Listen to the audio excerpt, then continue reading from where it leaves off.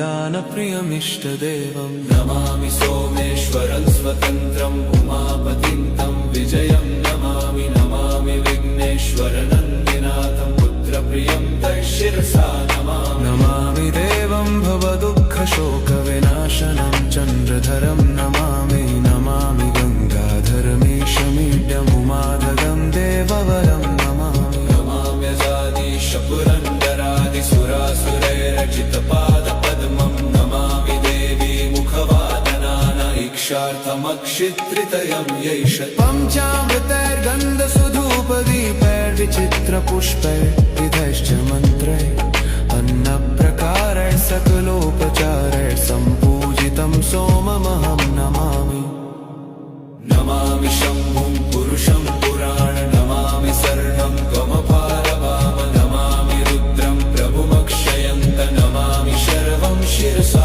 नमामि नमामि भर्गो देवस्य धीमहि धियो यो न प्रचोदयात् गुरुदेवहेच्छदा गुरुचार्या ब्रह्मा श्री गुरुदेव नमः। ओम शांति शांति शांति। शर्वं शिरसा नमामि।